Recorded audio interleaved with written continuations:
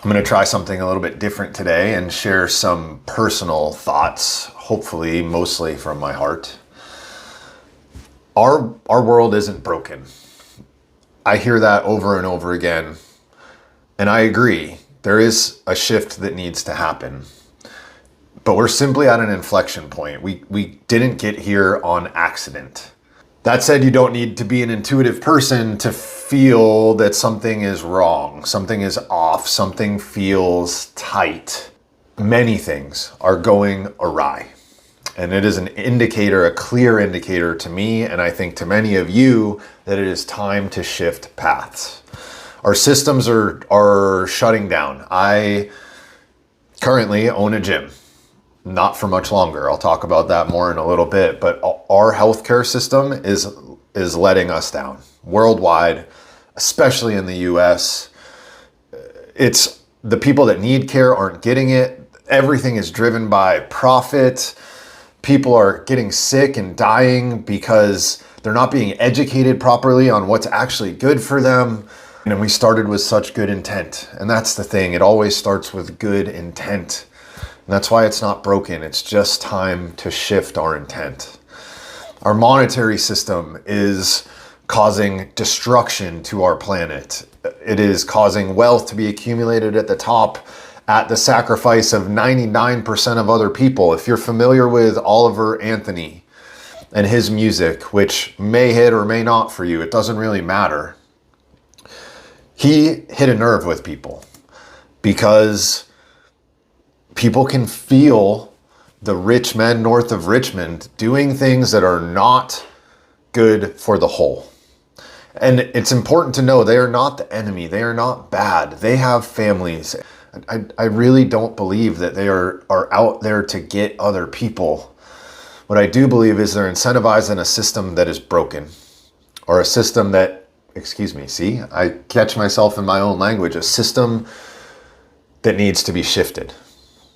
Our education system is churning out zombies of children, taking away their intuition, taking away the magic of being a child, telling them that they need to do this a certain way. When they don't do it that way, getting pumped full of a medication so that they can calm down and sit through this class that we were never designed to sit through. And that was the last straw for me. I have a 12-year-old daughter. What the fuck are we doing with their legacy? What are we doing? What are we handing them? And I'm sure you can hear the anger that is coming out of me, and it's not directed at anyone. It's a clean anger. It's an anger with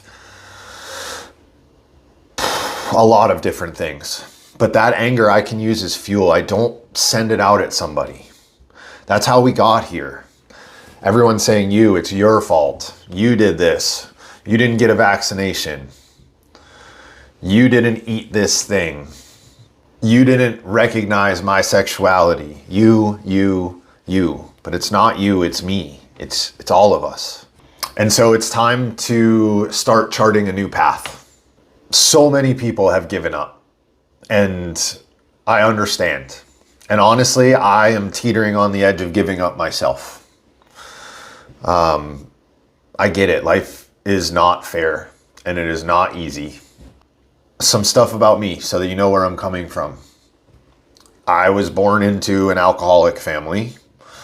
My parents had suicide attempts when I was younger, which left me with somebody other than my actual parents. And I still feel the effects of that to this day. They divorced when I was 5 years old. It made me feel like I wasn't worthy to be on this planet. And I still battle that feeling. And because of that, I followed in my parents' footsteps and found alcohol when I was 12 years old, harder drugs when I was 14 years old, and was a full-blown heroin addict by the time I was 16 years old. And I stayed a heroin addict until I was 21 years old. And I lost, I don't know how many friends, but a lot, to overdose, to jail.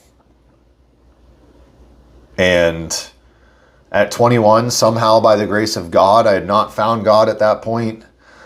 I sent myself to the Marine Corps and I ran away. And the Marine Corps saved my life, honestly.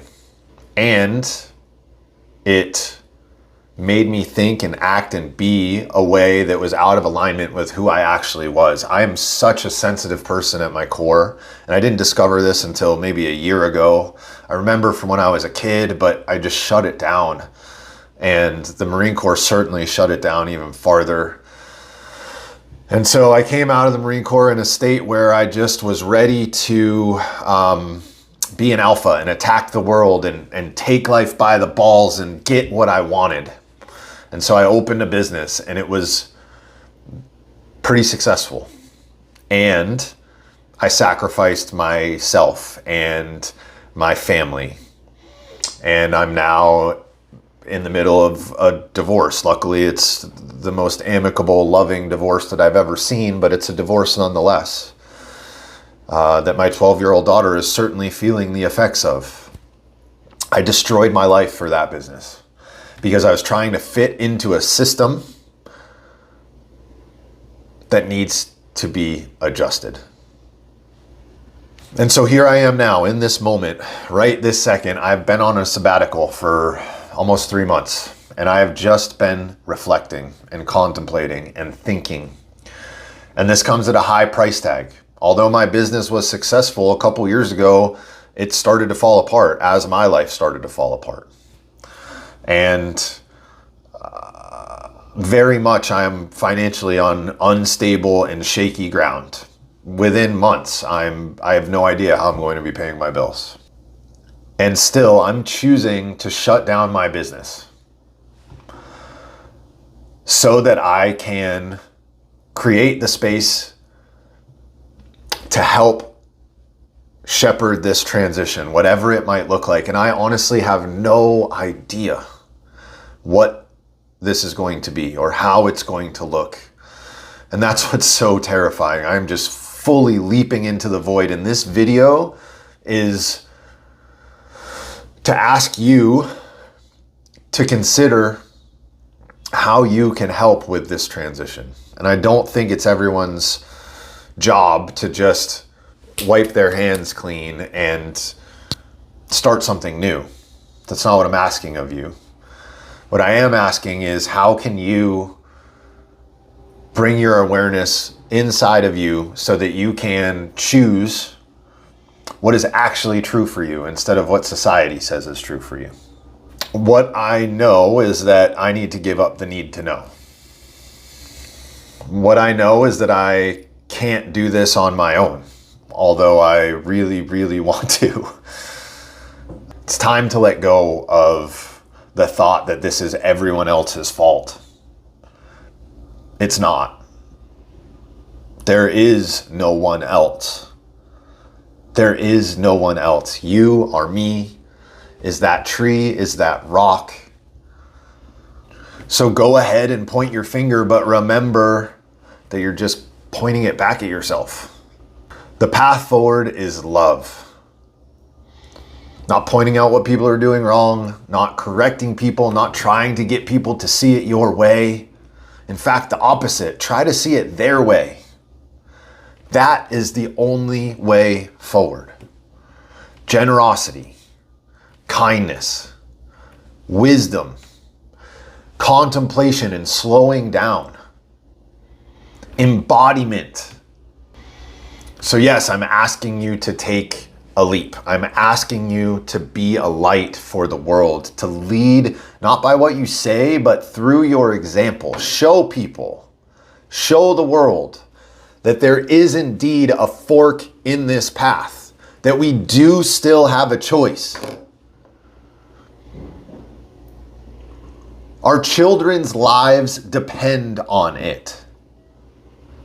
This isn't something that's going to come to fruition in our lives. I've let go of that. As much as my ego craves the reward and craves the outcomes and the recognition and the accolades, this is not something that takes a single lifetime. This is something that is going to take generations. But what we can do is get people to see the fork, get people to see the split, get people to at least recognize there is another path. The good news is that eventually we're going to take the other path. I can feel it to my bones. The question is when? And how much suffering are we going to need to feel before we turn towards that suffering? Sit with it, see what's causing it, and actually do something about it. There's only one way this story can end. And that is how every fairy tale ends. Happily ever after.